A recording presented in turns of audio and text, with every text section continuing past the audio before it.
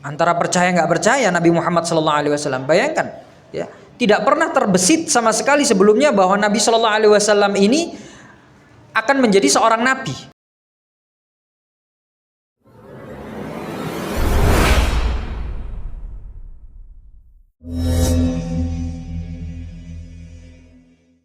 Bismillahirrahmanirrahim. Assalamualaikum warahmatullahi wabarakatuh. Innal hamdalillah nahmaduhu wa nasta'inuhu wa nastaghfiruh wa na'udzu billahi min shururi anfusina wa sayyiati a'malina. May yahdihillahu fala mudilla lahu wa may yudlil fala hadiyalah. Asyhadu an la ilaha illallah wahdahu la syarika lah wa asyhadu anna Muhammadan 'abduhu wa rasuluhu la nabiyya ba'dah. Qala Allah Ta'ala fi kitabihil karim, ya ayyuhalladzina amanu taqullaha haqqa tuqatih wa la tamutunna illa wa antum muslimun. Wa qala ya ayyuhan nas ittaqu rabbakumul ladzi khalaqakum min nafsin wahidah wa khalaqa minha zawjaha wa batha minhuma rijalan katsiran wa nisaa wattaqullaha alladzi tasaaluna bihi wal arham innallaha kana 'alaikum raqiba. Amma ba'du, fa inna asdaqal hadithi kitabullah wa khairal huda Muhammadin sallallahu alaihi wa alihi wasallam wa syarral umuri muhdatsatuha fa inna kulla muhdatsatin bid'ah wa kulla bid'atin dhalalah wa kulla dhalalatin finnar. Ma'asyiral muslimin rahimani wa rahimakumullah. Alhamdulillah, kita bersyukur kepada Allah Subhanahu wa taala yang masih memberikan kesempatan kepada kita untuk bisa berjumpa kembali dan berkumpul di tempat yang penuh berkah ini dalam rangka untuk beribadah kepada Allah Subhanahu wa taala dengan menjalankan syariat salat, kemudian berzikir dan juga menuntut ilmu agama.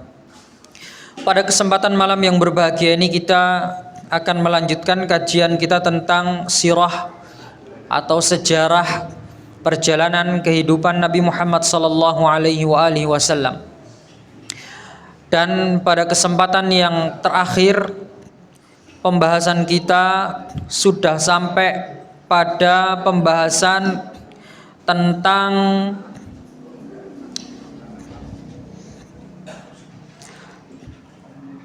kita telah membahas tentang beberapa hal yang menjadi kepribadian baik Rasulullah sallallahu alaihi wasallam sehingga beliau dipilih oleh Allah Subhanahu wa taala sebagai utusannya. Pada kesempatan yang lalu telah kita singgung sedikit bahwa Nabi Muhammad sallallahu alaihi wasallam itu beliau di usia beliau yang ke-40 tahun itu beliau suka menyendiri, ya. Suka menyendiri dari kaumnya atau menjauhi kaumnya karena beliau tidak mau bergaul dengan kaumnya yang gemar melakukan kezaliman, kejahatan dan lain sebagainya pada saat itu. Sehingga beliau pergi menjauh dari tempat beliau, dari kota beliau, dari Makkah. Beliau beruzlah, beliau menyendiri, berkhalwat di Jabal Nur, di Gua Hira. Ya. Sering kali beliau melakukan hal itu di sana untuk berfikir, ya, kemudian muhasabah dan lain sebagainya. Dan ini sering beliau lakukan. Kemudian beliau juga sering kali mengalami mimpi-mimpi yang kemudian menjadi kenyataan, ya. Dan ini mimpi ini termasuk dari salah satu tanda kenabian, ya. Mimpi yang nyata, ya. Ar-ru'yah as-shadiqah. Ini termasuk salah satu tanda kenabian. Dan sering di usia-usia beliau menjelang dilantiknya beliau menjadi nabi, beliau sering bermimpi tentang suatu kejadian.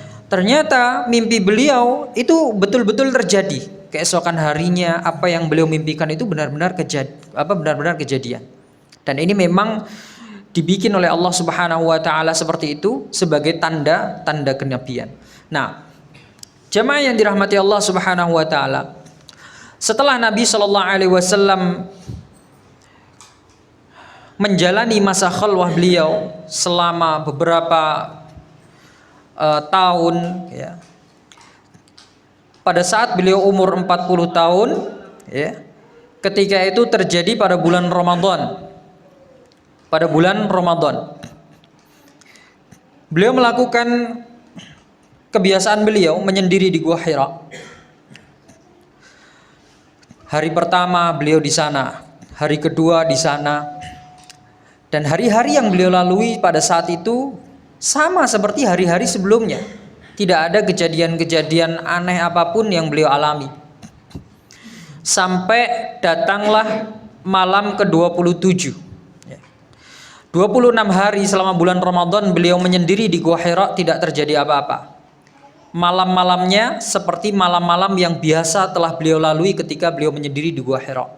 Sampai jamaah yang dirahmati Allah, disebutkan datang pada malam ke-27 ketika beliau sedang tidur, ya, menjelang subuh. Beliau didatangi oleh sesosok manusia yang bertubuh besar, tinggi dan besar, kemudian membawa peti, di dalamnya ada lembaran yang ada tulisannya. Dalam riwayat lain disebutkan orang tersebut membawa kain yang lembut sekali, seperti kain sutra seperti itu. Kemudian ada tulisannya di situ.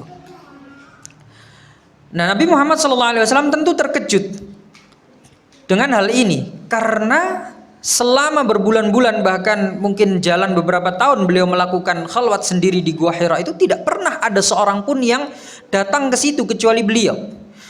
Ya. Dan kalaupun ada orang yang datang ke situ, pasti beliau bisa melihat itu.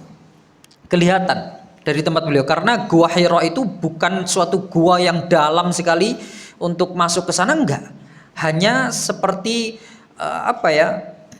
ada bebatuan yang menutup tempat tersebut, mungkin dalamnya hanya 1 atau 2 meter, ya. Hanya bisa ditempati 2 atau 3 orang di situ, di dalamnya itu. Nah, Nabi SAW di situ. Jadi nggak terlalu dalam, sehingga ketika ada aktivitas di bawah gunung, di bawah bukit itu, beliau bisa melihat dengan jelas, ya. Pada saat itu tidak ada apa-apa, tidak terdengar suara apa-apa. Tiba-tiba muncul orang ini di depan beliau membawa peti itu yang ada kertasnya, kemudian ada tulisan-tulisannya. Setelah itu orang tersebut mengatakan, Iqra, bacalah.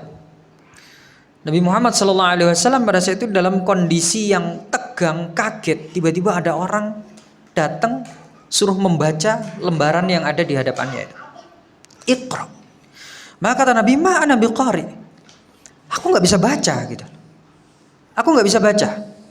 Langsung serta-merta orang tersebut mendekap Nabi Muhammad SAW dengan dekapan yang sangat kuat. Dikabarkan oleh Rasulullah SAW, hampir-hampir aku mati karena dekapannya itu, karena saking eratnya sekali, ya, sampai nggak bisa nafas. Kemudian beberapa saat dilepaskan. Kemudian orang itu mengatakan, Iqra, bacalah. Nabi Muhammad kebingungan, ma nabi qari, aku nggak bisa baca gitu. Karena memang Nabi kita itu adalah Nabi yang ummi, tidak bisa membaca, tidak bisa menulis. Dan tidak bisa membaca serta tidak bisa menulis ini bagi beliau bukan sebuah aib. Justru ini merupakan kelebihan yang diberikan kepada beliau untuk mensucikan diri beliau dari tuduhan-tuduhan keji yang akan dilakukan oleh orang-orang yang tidak suka dengan beliau. Kalau beliau bisa pintar membaca dan menulis, maka banyak orang yang akan mengatakan bahwa Al-Quran itu adalah karangan beliau, ya, Al-Quran itu adalah karangannya Muhammad. Tapi beliau tidak bisa membaca, tidak bisa menulis. Makanya ketika disuruh membaca, beliau mengatakan, ma ana biqari, aku nggak bisa baca. Didekap lagi dengan dekapan yang sangat kuat, sampai beliau mengatakan nggak bisa bernafas sampai hampir mati karenanya. Kemudian dilepaskan lagi, disuruh baca lagi, Iqra. Beliau mengatakan, menjawab dengan jawaban yang sama, ma ana biqari. Didekap lagi seperti itu. Sampai kemudian yang keempat kali, atau beberapa riwayat mengatakan yang sudah ke beberapa kalinya, baru kemudian beliau mengubah pertanyaannya. Apa yang harus aku baca? Ketika disuruh Iqra, bacalah, madza aqra, apa yang harus aku baca? Ya. Baru setelah itu Jibril alaihi salatu wassalam, atau sosok itu yang kita ketahui dia adalah Jibril yang sedang menjelma menjadi seseorang, menjelma sebagai manusia yang kemudian mendatangi Rasulullah SAW untuk menyampaikan wahyu ini. Baru ketika Rasulullah SAW mengatakan apa yang harus aku baca, baru setelah itu malaikat Jibril mendikte Nabi SAW. Iqra bismi rabbikal ladzi khalaq. Surat Al-Alaq ayat 1 sampai ke 5. Ya. Awal ayat yang pertama kali disampaikan kepada Rasulullah SAW pada saat itu. Iqra bismi rabbikal ladzi khalaq. Bacalah dengan menyebut nama Allah Subhanahu wa taala, alladzi khalaq, yang maha mencipta. Khalaqal insana min 'alaq, yang menciptakan manusia dari segumpal darah. Iqra wa rabbukal akram. Bacalah dan muliakanlah Tuhanmu. Alladzi 'allama bil qalam, yang mengajarkan makhluk dengan al-qalam, dengan pena. 'Allamal insana ma lam ya'lam, mengajarkan manusia yang tidak atau yang belum mengetahui. Ini adalah wahyu yang pertama kali datang kepada Nabi Muhammad SAW. Surat Al-Alaq ayat 1 sampai ke 5. Setelah itu kata Nabi SAW, tiba-tiba orang itu hilang dari hadapanku dan seolah-olah di dadaku itu tertulis apa yang didiktekan oleh orang tersebut. Jadi Nabi SAW langsung hafal 5 ayat itu tadi, langsung menempel dan berbekas di dalam hati Nabi SAW. Seakan-akan itu tertulis di dadaku, kata Nabi SAW. Setelah orang itu pergi, atau malaikat tersebut pergi, malaikat Jibril alaihissalam pergi, beliau dalam kondisi panik pada saat itu. Beliau badannya bergemetar, kemudian keringat dingin dan lain sebagainya. Kemudian beliau segera keluar dari goa tersebut dan turun dari sana. Di tengah-tengah Jabal Nur ketika beliau sedang turun, beliau mendengar ada yang memanggil, "Ya Muhammad, wahai Muhammad, anta Rasulullah, ya, kamu adalah utusan Allah dan aku adalah Jibril." Beliau langsung celingak-celinguk, dengar suara itu tiba-tiba sangat keras menggema di telinga beliau. Langsung menoleh kanan kiri, siapa yang manggil saya? Dilihat ke belakang nggak ada, ke depan nggak ada. Kemudian beliau melihat ke atas, ke langit. Betapa terkejutnya beliau. Langsung beliau nggak bisa bergerak dari tempatnya. Seperti terpaku, kayak jadi patung gitu. Karena ternyata beliau melihat malaikat Jibril dalam wujud aslinya. Kalau tadi yang pertama malaikat Jibril itu masih menyerupai manusia, sesosok manusia yang tinggi besar, ya. Tapi karena gelap, ya. Dulu nggak ada lampu kayak sekarang. Dulu kalau gelap, ya gelap gulita, ya. Gelap sama sekali. Orang nggak bisa lihat. Bahkan disebutkan dalam beberapa riwayat di zaman Nabi SAW, ketika mereka sholat subuh itu kadang mereka nggak mengenali orang yang ada di sebelahnya itu siapa, saking gelapnya gitu. Ya. Kalau sudah saking gelap kayak gitu. Nah, ketika di Gua Hira pun demikian. Rasulullah itu nggak bisa melihat wajahnya dengan jelas siapa. Ya, hanya mungkin kalau kita itu seperti lihat bayangan aja gitu. Bayangan tinggi besar, orang tinggi besar gitu. Ketika Nabi SAW turun, ya, ketika beliau turun, itu kejadian ketika malaikat Jibril datang itu sudah menjelang subuh. Ya. Peristiwa tersebut berjalan sampai matahari itu, sinarnya matahari itu sudah mulai memancarkan sinarnya mengenai Jabal Nur itu, sehingga sudah terlihat cahayanya itu, ya. Langit sudah kemerah-merahan dan lain sebagainya. Sehingga ketika Nabi SAW hendak turun di tengah-tengah perjalanan di Jabal Nur itu ada yang memanggil, beliau melihat ke atas tuh kelihatan dengan jelas sosok malaikat Jibril dengan wujudnya yang asli. Beliau sampai tertegun dan tidak bisa bergerak sama sekali. Ya bayangkan kalau kita lah lihat sesuatu yang mengejutkan, lihat hantu barangkali ya. Kita nggak pernah lihat genderuwo, tiba-tiba ke kamar mandi, ada genderuwo gitu. Mungkin langsung Ya itulah, mematung ya. Karena kaget. Jadi jiwa kita itu belum siap melihat itu, jadinya bingung mau bereaksi. Badan kita sampai bingung bereaksi. Begitu juga dengan Rasulullah. Yang dilihat bukan genderuwo. Kalau genderuwo mungkin tingginya ya mungkin serumah atau apa. Ini enggak. Yang dilihat itu kata Rasulullah SAW, aku melihat dari ufuk timur sampai ufuk barat itu semuanya Jibril. Semuanya Jibril. Dari ufuk timur sampai ufuk barat. Dan Jibril alaihissalam, jamaah yang dirahmati Allah, beliau adalah penghulunya malaikat, pemimpin malaikat. Malaikat yang paling besar, yang paling dihormati, paling disegani, beliau adalah pemimpinnya. Disebutkan dalam sebuah riwayat, beliau mempunyai 600 sayap. Satu sayapnya itu bisa menghancurkan bumi dengan sekali kepakan gitu. Ya. Jadi dibentangkan sayapnya itu tertutup ufuk timur dan barat. Ya. Semuanya tertutup. Itu yang dilihat oleh Rasulullah SAW pada saat itu. Dan Jibril memanggil Nabi Muhammad, wahai Muhammad, kamu adalah utusan Allah dan aku adalah Jibril. Diulangi 3 kali. Kamu adalah utusan Allah, aku adalah Jibril. Kamu adalah utusan Allah, aku adalah Jibril. Kemudian hilang. Nabi Muhammad SAW ketika itu mempercepat jalannya untuk turun dan pulang ke rumahnya. Ya. Sambil tolah-toleh ya. Sambil ketakutan. Pulang ke rumah, beliau menemui Khadijah radhiyallahu taala anha yang pada saat itu sudah menjadi istrinya, istri beliau yang pertama. Nah, dalam sebuah riwayat jamaah yang dirahmati Allah disebutkan bahwa Khadijah radhiyallahu taala anha ini malamnya itu mempunyai firasat yang nggak enak gitu tentang Nabi Muhammad, sehingga beliau memerintahkan beberapa pembantu miliknya itu untuk mencari, sana cari Muhammad. Ya, saya punya firasat yang mengganjal gitu. Dicari-cari nggak ketemu sampai subuh, sampai pagi hari. Nah, kemudian ketika Nabi Muhammad SAW datang menemui Khadijah radhiyallahu taala anha, Khadijah radhiyallahu taala anha tidak menginterogasi istrinya, suaminya, tidak banyak tanya lah. Langsung disambut Nabi SAW dalam keadaan mukanya pucat, kemudian berkeringat, menggigil, badannya bergemetar. Kemudian langsung diantarkan oleh Khadijah ke kamarnya dan Rasulullah SAW meminta untuk diselimuti. Ya. Dan para ulama mengatakan inilah seharusnya yang dicontoh oleh para wanita-wanita mukminah.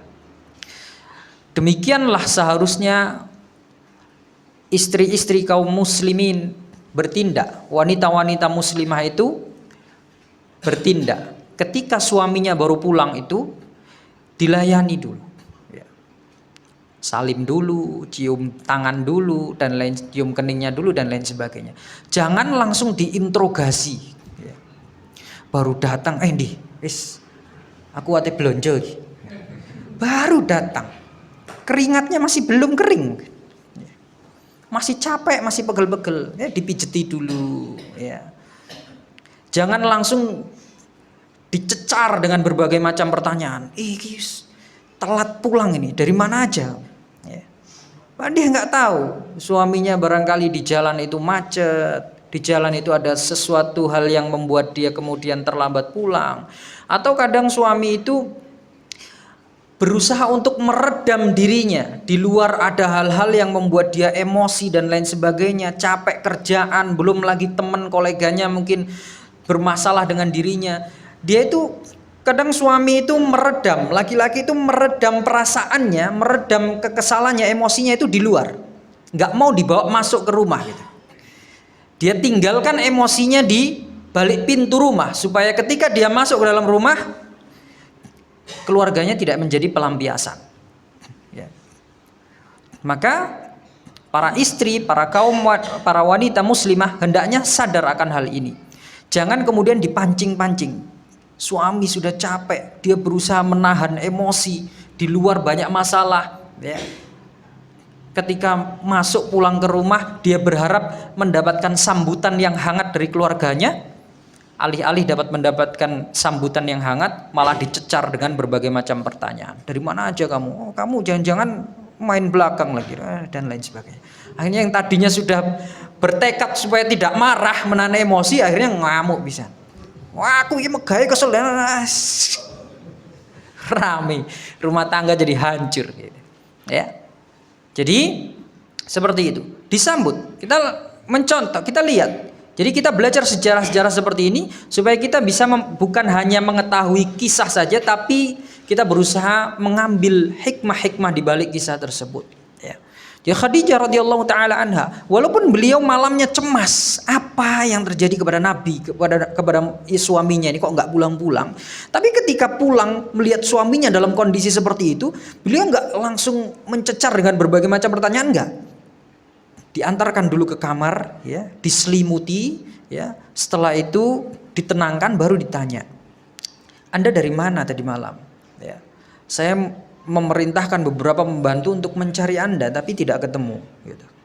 Baru setelah itu Rasulullah SAW menjelaskan apa yang baru saja beliau alami kepada Khadijah radhiyallahu taala anha. Nah, disebutkan dari awal kisahnya dia didatangi oleh makhluk yang tinggi besar, dia disuruh membaca, ya. Semuanya secara detail diceritakan kepada Aisyah kepada Khadijah radhiyallahu taala anha, ya. Di pangkuan Khadijah pada saat itu dalam kondisi Rasulullah berselimut. Maka Khadijah radhiyallahu taala anha sebagai istri yang salehah, istri yang baik, berusaha menenangkan suaminya. Tenang, ya. Tidak mungkin kamu dengan akhlakmu yang mulia seperti ini, dengan perilakumu yang baik, dengan dirimu yang gemar bersedekah dan membantu orang lain, gak mungkin kamu diganggu oleh syaitan. Khadijah mengatakan demikian. Dihibur suaminya. Nah, suaminya dihibur. Nah, sampai kemudian Rasulullah SAW tenang di dekapannya Khadijah radhiyallahu taala anha. Dan demikianlah jamaah yang dirahmati Allah. Pasangan suami istri itu memang seharusnya seperti itu. Ya, antum libasul lahun, ya, kamu adalah pakaian bagi mereka, mereka pun istri itu adalah pakaian bagi diri kita. Saling menghangatkan, kemudian saling menghibur, ya, saling menguatkan antara satu dengan yang lainnya. Jangan bodoh amat. Ya, masa bodoh terserah itu urusanmu dan lain sebagainya. Enggak, kita sudah menjadi keluarga, sudah menjadi suami istri, maka harus berbagi rasa, ya, berbagi kesedihan dan juga berbagi kesenangan, ya. Dan itulah yang dilakukan oleh Khadijah radhiyallahu taala anha. Ketika melihat suaminya begitu khawatir dan panik, dihibur oleh Khadijah, oleh istrinya. Nah, setelah Nabi SAW beliau sudah tenang, maka dalam sebuah riwayat Rasulullah SAW sendiri yang menceritakan hal ini. Beliau mengatakan kemudian Khadijah mengemasi baju-bajunya dan dia pergi ke saudaranya, saudara sepupunya, yaitu Waraqah bin Naufal. Pada saat itu Waraqah bin Naufal, sebagaimana yang telah saya sampaikan pada kesempatan yang lalu, beliau ini adalah seorang pendeta Nasrani, rahib Nasrani, dan beliau belajar kitab Injil dari orang-orang Yahudi, dari orang-orang yang sebelumnya, ya. Beliau juga belajar kitab Taurat dari orang-orang Yahudi pula. Jadi beliau faham tentang isi kandungan dari kitab Taurat dan Injil, ya. Ulama lah beliau ini, rahib, pendeta, ya, dari kalangan Nasrani. Sehingga Khadijah merasa, oh ini sepertinya kejadian seperti ini kayaknya saudara saya ini paham. Datanglah Khadijah pergi ke rumahnya Waraqah bin Naufal, kemudian bertemu dengan Waraqah bin Naufal, menceritakan apa yang baru saja, apa yang telah dialami oleh suaminya. Diceritakan dari A sampai Z, semuanya diceritakan kepada Waraqah bin Naufal.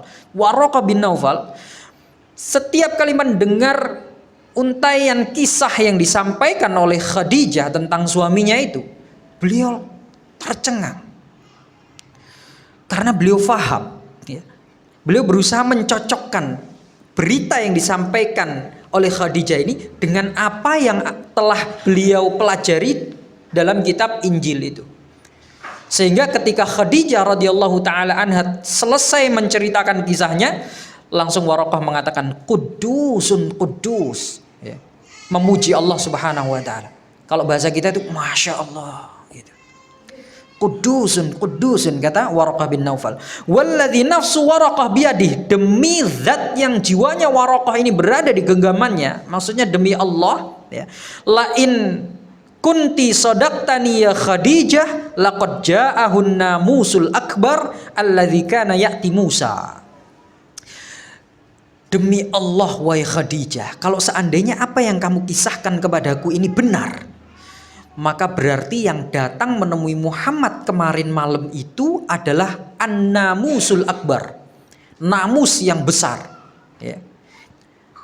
Ini sebutan bagi sosok malaikat, ya, oleh orang-orang di masa lalu. An-namus, namusul akbar, ini adalah namus yang besar yang dulu pernah mendatangi Musa, ya. Jadi di kitab Injil itu diceritakan bahwa Nabi Musa dulu didatangi oleh namus ini, namusul akbar ini, menyampaikan wahyu, menyampaikan risalah dan lain sebagainya, ya. Nah, berdasarkan cerita dari Khadijah, maka Waraqah bin Naufal langsung menyimpulkan kalau memang yang kamu ceritakan kepadaku ini benar, berarti tadi malam yang mendatangi suamimu itu adalah namusul akbar yang dulu pernah datang kepada Musa, ya, untuk memberikan syariat.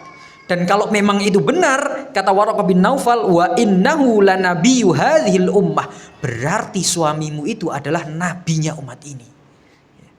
Khadijah mendengar itu langsung, wah, percaya nggak percaya gitu. Suamiku ternyata nabi gitu.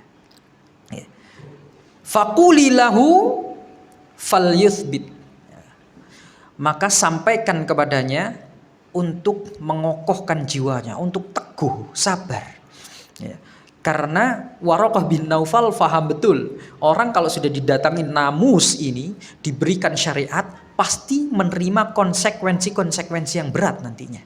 Makanya diberi wejangan oleh Waraqah bin Naufal, suruh suamimu untuk bersabar, ya, agar dia mengokohkan, menguatkan mentalnya, gitu. Nah, kemudian Waraqah bin Naufal, Khadijah radhiyallahu taala anha, beliau pulang menemui Nabi Muhammad sallallahu alaihi wasallam dan menyampaikan berita-berita atau kesimpulan-kesimpulan yang telah disampaikan oleh Waraqah bin Naufal ini kepadanya. Disampaikan semuanya kepada Nabi sallallahu alaihi wasallam. Ya. Nah, setelah itu jamaah yang dirahmati Allah, setelah Nabi mengetahui kenyataan itu, antara percaya nggak percaya Nabi Muhammad sallallahu alaihi wasallam, bayangkan, ya. Tidak pernah terbesit sama sekali sebelumnya bahwa Nabi Shallallahu Alaihi Wasallam ini akan menjadi seorang nabi, dan beliau nggak pernah punya cita-cita itu gitu. Tiba-tiba kok ada orang yang mengabarkan demikian, ya. Diperkuat dengan peristiwa-peristiwa yang beliau alami itu. Wah, jangan-jangan bener nih, jangan-jangan bener aku nabi gitu. Akhirnya Nabi Muhammad Shallallahu Alaihi Wasallam beliau tetap melakukan khalwat di Gua Hira itu. Beliau tetap datang ke sana, nggak kemudian takut, ya. Oh, jangan besok saya nggak mau ke sana lah, nanti didatangi ini lagi gitu. Enggak, beliau tetap ke sana, melakukan aktivitasnya seperti biasa, ya. Datang ke Gua Hira, kemudian pulang, ya. Dan kebiasaan beliau kalau pulang itu nggak langsung datang ke rumah, tapi tawaf dulu di Ka'bah, baru kemudian pulang. Nanti pergi lagi, ya, beliau menyendiri di Gua Hira lagi, kemudian pulang, tawaf dulu di Ka'bah, baru pulang ke rumahnya. Seperti itu. Nah, suatu ketika, mungkin selang 1 atau 2 hari atau beberapa hari dari peristiwa ini, setelah beliau melakukan menyendiri di Gua Hira, beliau pulang dan tawaf di Ka'bah. Pada saat itu beliau ketemu dengan Waraqah bin Naufal ini, ketemu dengan sepupunya Khadijah. Kemudian Waraqah bin Naufal bertanya, ya bna ammi, wahai anak pamanku, coba tolong ceritakan kejadian apa sih sebetulnya yang menimpa kamu pada beberapa waktu yang lalu. Hanya diceritakan oleh Nabi Muhammad SAW dari A sampai Z, ya. Semua dikatakan, diceritakan. Kemudian kata Waraqah bin Naufal, demi Allah, kalau memang itu benar, maka yang mendatangimu itu kemarin adalah namusul akbar yang dulu pernah datang kepada Musa, ya. Dan engkau nanti, kata beliau, akan didustakan sebagaimana Musa dulu didustakan oleh kaumnya. Kemudian Musa dulu dimusuhi, dijauhi, diusir dari tempat tinggalnya, maka kamu pun akan mengalami hal yang sama. Ya. Jadi Waraqah bin Naufal tahu konsekuensinya. Ketika seseorang sudah dipilih oleh Allah Subhanahu wa taala untuk menjadi nabi, maka konsekuensi yang berat itu pasti akan dihadapi. Pasti tidak bisa tidak. Ya. Nabi Shallallahu Alaihi Wasallam disampaikan berita itu oleh Waraqah bin Naufal. Kamu nanti, Waraqah bin Naufal mengatakan, kamu adalah nabi umat ini. Kamu dipilih oleh Allah untuk menjadi nabi umat ini. Dan nanti kamu akan mengalami seperti apa yang dialami oleh nabi-nabi sebelumnya. Didustakan, dibenci, diusir dari tempat tinggalnya, bahkan diperangi oleh kaumnya sendiri. Nabi Shallallahu Alaihi Wasallam sempat mengatakan, karena Nabi Shallallahu Alaihi Wasallam itu sebelumnya adalah orang yang terpercaya, beliau al-amin, sangat dicintai sekali oleh kaumnya, ya, oleh masyarakat Arab pada saat itu. Nabi Muhammad itu sangat dipercaya, sangat disayangi. Begitu mendengar ini, seolah-olah Nabi nggak percaya. Apakah saya nanti akan diusir? Apakah saya nanti akan diperangi oleh umatku sendiri? Apakah aku nanti akan dimusuhi oleh umatku sendiri? Apakah aku akan dustakan oleh umatku sendiri? Kemudian Waraqah bin Naufal mengatakan demikian. Tidak ada seorang nabi pun, ya, kecuali mereka pasti akan didustakan oleh umatnya yang buruk, akan dimusuhi, diperangi, dan bahkan diusir dari tempat tinggalnya. Kemudian Waraqah bin Naufal mencium ubun-ubun Nabi Shallallahu Alaihi Wasallam, dan kemudian Nabi Shallallahu Alaihi Wasallam pulang menemui Khadijah sambil beliau berpikir, Masya Allah, gimana nanti masa depannya ini? Ya. Beliau diangkat menjadi nabi, ya. Kemudian mengetahui konsekuensi yang bakal beliau alami. Dan sebelum pamit pergi, Waraqah bin Naufal sempat mengatakan, kalau seandainya aku ada di saat kamu diperangi oleh kaummu itu, maka aku akan menjadi orang yang senantiasa membelamu sekuat tenagaku. Ya. Tapi qadarullah, Waraqah bin Naufal meninggal tidak lama setelah peristiwa itu. Nah, jamaah yang dirahmati Allah Subhanahu wa taala. Setelah Nabi Muhammad SAW pulang ke rumahnya, dalam sebuah riwayat sejarah itu ada indikasi yang mengatakan bahwa Nabi Muhammad SAW itu sering kali didatangi oleh malaikat Jibril, sering ditampakkan. Ya. Jadi malaikat Jibril itu sering menampakkan diri kepada Nabi Muhammad SAW. Sampai-sampai Nabi Muhammad itu merasa gelisah kadang, sehingga Khadijah radhiyallahu taala anha mengatakan kepada suaminya, "Oh, wahai suamiku, nanti kalau sahabatmu itu datang, maksudnya adalah malaikat Jibril, coba kamu sampaikan kepadaku. Bisa nggak ketika sahabatmu itu nanti datang, tolong sampaikan kepadaku." Maka kata Nabi Muhammad, baiklah, nanti kalau dia menampakkan diri akan saya sampaikan kepadamu. Tidak berapa lama setelah itu, malaikat Jibril menampakkan dirinya di rumah beliau. Kemudian Nabi Muhammad mengatakan, wahai Khadijah, ini Jibril datang. Dia datang kepadaku. Akhirnya Khadijah mengatakan, wahai suamiku, tidurlah di paha sebelah kananku ini. Rebahan, suruh tidur di pahanya sebelah kanan. Setelah itu ketika Nabi Muhammad tidur di paha sebelah kanannya, Khadijah bertanya, apakah dia masih ada di sini? Apakah kau masih bisa melihatnya? Iya, aku masih bisa melihatnya. Kalau gitu pindah coba ke sebelah kiri. Pindah Nabi Muhammad ke sebelah kiri. Apa kamu masih bisa melihatnya? Iya, aku masih bisa melihatnya. Kalau gitu coba pindah di tengah, di pangkuanku. Pindah Nabi Muhammad, ditanya, apakah kamu masih bisa melihatnya? Iya, aku masih bisa melihatnya. Akhirnya Khadijah radhiyallahu taala anha akhirnya melepaskan khimarnya, melepaskan kerudungnya, dan menyingkap beberapa bagian bajunya. Pada saat itu kemudian Khadijah bertanya, sekarang apakah kamu masih bisa melihatnya? Enggak, sekarang saya sudah enggak bisa melihatnya, dia sudah pergi. Maka kata Khadijah, dia, kalau begitu wahai suamiku, jangan engkau khawatir, karena dia adalah malaikat dan bukan syaitan. Dari sini kemudian Khadijah yakin bahwa yang mendatangi Nabi Muhammad itu adalah malaikat, bukan setan. Karena apa? Ketika beliau membuka auratnya, dia pergi. Kalau setan nggak bakal pergi dia. Ya. Kalau setan nggak bakal pergi, karena lihat auratnya ya. Tapi begitu dibuka khimarnya, kerudungnya dibuka, beberapa anggota tubuhnya dibuka oleh Khadijah radhiyallahu taala anha, langsung pergi ini malaikat. Nah, dari situ langsung Khadijah mengatakan, jangan khawatir, itu berarti malaikat beneran, bukan setan. Gitu. Ya. Karena setan nggak akan risau dengan hal-hal yang seperti itu. Nah, kemudian setelah itu jamaah yang dirahmati Allah, disebutkan bahwa wahyu itu tidak turun, lama tidak turun. Ya. Wahyu lama tidak turun. Semenjak dari peristiwa ini turunnya surat Al-Alaq ayat 1 sampai 5 itu, wahyu tidak pernah turun lagi. Ada beberapa riwayat yang mengatakan tidak turun hanya dalam rentan waktu beberapa minggu, ada yang mengatakan sampai 6 bulan nggak turun wahyu itu. Ya. Nah, Waraqah bin Naufal meninggal dunia dalam rentan waktu 6 bulan ketika wahyu tidak turun itu. Sehingga Nabi Muhammad belum diperintahkan apa-apa, Waraqah bin Naufal sudah meninggal dunia duluan. Sehingga beliau tidak bisa membela Nabi Muhammad sallallahu alaihi wasallam. Ya. Nah, dalam rentan waktu itu, dalam rentan waktu menunggu itu, Nabi Muhammad ini menunggu dalam kondisi gelisah. Ya. Penasaran. Kan tadi katanya aku adalah nabi. Terus kemudian apa? Nggak ada kejadian-kejadian lain lagi, nggak ada perintah-perintah lagi yang turun. Terus ini ngapain gitu lah? Ya.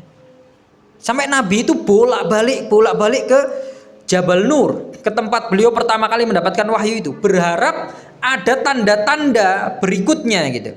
Berharap malaikat Jibril datang kepada beliau dengan membawa sesuatu yang baru gitu, bukan cuman menampakkan dirinya saja. Tapi itu tidak terjadi sampai 6 bulan. Para ulama mengatakan bahwa hikmah kenapa wahyu itu terputus ya sekian lama, yang pertama untuk menenangkan Nabi Shallallahu Alaihi Wasallam dan menghilangkan ketakutan beliau. Ya. Karena mengetahui kenyataan yang seperti itu sungguh pukulan yang sangat berat sebetulnya. Ya. Jadi untuk menenangkan jiwanya Nabi, ya, untuk mengembalikan lagi semangatnya Nabi Muhammad SAW, maka rehat dulu. Ya, Nabi SAW direhatkan jiwanya, tidak langsung diberi perintah ini dan itu dan lain sebagainya, enggak. Ya. Nah ini disebutkan oleh para ulama masa fatrohnya wahyu. Setelah surat Al-Alaq ayat 1 sampai 5, kemudian tidak ada wahyu yang turun selama 6 bulan. Kemudian diantara hikmahnya yang kedua, ini agar membuat Nabi SAW penasaran dan semakin mempunyai keinginan yang kuat untuk mengetahui apa yang selanjutnya. Ya. Jadi supaya Nabi itu penasaran. Orang kalau penasaran itu kan semakin besar ingin tahunya, jadi semakin semangat. Nah itu faedah dari tundanya wahyu itu turun. Hingga jamaah yang dirahmati Allah Subhanahu wa taala, ketika beliau menunggu sampai diriwayatkan 6 bulan berlalu, kemudian suatu hari Nabi Shallallahu Alaihi Wasallam ketika tidur di malam hari didatangi oleh malaikat Jibril alaihissalam, dan Jibril alaihissalam pada saat itu membawakan wahyu surat Al-Muddathir ayat ke-1 sampai ke-7. Wahyu kedua setelah fatrohnya wahyu, setelah Nabi menunggu lama nggak ada perintah apa-apa, katanya diangkat menjadi nabi tapi nggak ada tanda-tanda apa-apa lagi gitu ya. Setelah itu, setelah 6 bulan berlalu, malaikat Jibril turun membawa surat Al-Muddathir ayat 1 sampai ke-7.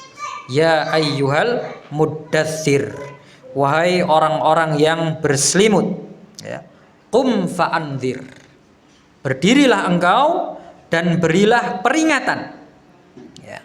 Wa rabbaka fakabbir, ya. Dan Tuhanmu agungkanlah. Ya.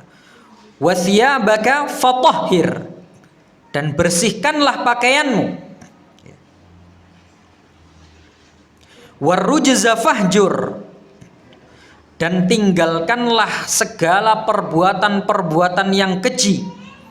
Wala tamnun tastakthir, dan janganlah engkau memberi dengan tujuan mendapatkan imbalan yang lebih banyak. Wali rabbika fasbir, dan karena Tuhanmu maka bersabarlah engkau. Ini ayat 1 sampai 7 surat Al-Mudaththir.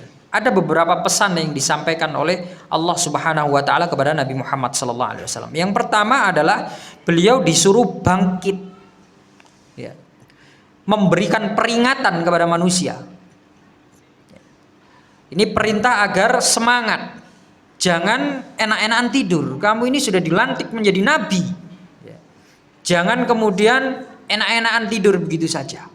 Fa'andir, fa'andir, berdiri, beri peringatan kepada manusia. Ya. Kemudian wa rabbaka fakabbir, dan Tuhanmu agungkanlah dia. Disuruh mengagungkan Allah Subhanahu wa taala. Wa thiyabaka fatahhir, bersihkanlah bajumu.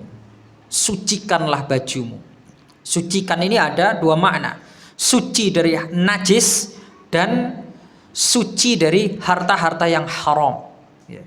Jadi pakaian yang kita gunakan di samping harus bersih dari najis, juga harus bersih dari harta-harta yang haram.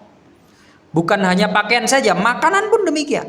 Makanan yang kita makan adalah makanan-makanan yang halal, makanan yang baik, juga makanan-makanan yang dihasilkan dari hasil yang halal. Ya. Kemudian tinggalkanlah segala perbuatan-perbuatan yang keji. Semua perbuatan apapun itu yang mempunyai nilai kekejian, maka diperintahkan untuk meninggalkan. Maka ajaran agama Islam itu adalah ajaran kebaikan. Segala bentuk keburukan dan kejahatan serta kekejian itu dilarang dalam agama Islam. Ya. Kalau kita tahu, oh perbuatan ini kayaknya buruk, udah nggak usah nanya hukumnya, pasti Islam melarang itu, pasti haram. Ya. Nggak mungkin Islam itu menghalalkan kekejian sekecil apapun itu. Ya. Islam akan menutup pintu masuk ke dalam kekejian itu sekecil apapun. Ya. Kemudian, dan janganlah engkau memberi dengan tujuan untuk memperoleh balasan yang banyak. Karena banyak sekarang orang itu yang saya sedekah lah, katanya sedekah itu mempermudah rezeki. Akhirnya sedekahnya tujuannya supaya dapat timbal balik yang banyak. Gitu. Ini dilarang. Ya. Kita bersedekah disuruh bersedekah yang ikhlas karena Allah Subhanahu wa taala. Balasan yang kita dapatkan itu nanti itu adalah bonus. Allah sendiri yang ngasih itu nanti, ya. Kalaupun tidak dikasih, kita yakin kita mendapatkan pahala dari Allah Subhanahu wa taala. Jadi jangan sedekah hanya untuk mendapatkan timbal balik yang lebih banyak. Ini tidak boleh, ya. Tidak diperbolehkan. Kemudian, dan karena Tuhanmu bersabarlah. Diperintahkan beliau untuk banyak-banyak bersabar karena Allah, karena menjalankan syariat Allah. Karena ketika beliau nanti menjalankan syariat Allah dan menyampaikan agama Allah, pasti akan banyak rintangan-rintangan di hadapannya, maka beliau diperintahkan untuk bersabar. Ini wahyu yang kedua jamaah yang dirahmati Allah Subhanahu wa taala setelah surat Al-Alaq ayat 1 sampai ke 5, ya. Dan setelah turunnya wahyu ini, kemudian wahyu turun secara berkesinambungan. Setiap hari turun, ya. Gak enek gange.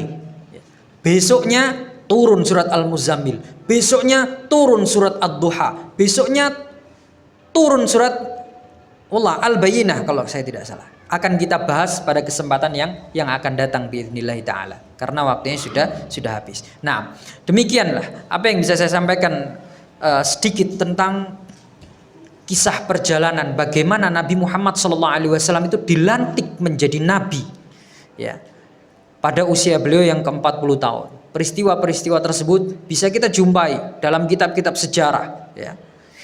Dalam kitab-kitab sejarah yang rinci penjelasannya maupun yang penjelasan-penjelasan yang secara global saja, yang bagi pemula-pemula itu bisa kita jumpai dan itu mungkin bisa kita pelajari lebih banyak lagi di rumah. Saya hanya menyampaikan secara singkat saja untuk menumbuhkan gambaran bagaimana Nabi Shallallahu Alaihi Wasallam di masa lalu, ya, perjalanan hidup beliau, bagaimana beliau ketika diangkat menjadi nabi dan lain sebagainya. Untuk lebih rincinya lagi, antum bisa perbanyak baca buku tentang sejarah ini. Kisahnya seru-seru. Sekali membaca itu rasanya nggak mau berhenti gitu, ketagihan terus, penasaran terus, ini nanti gimana gitu.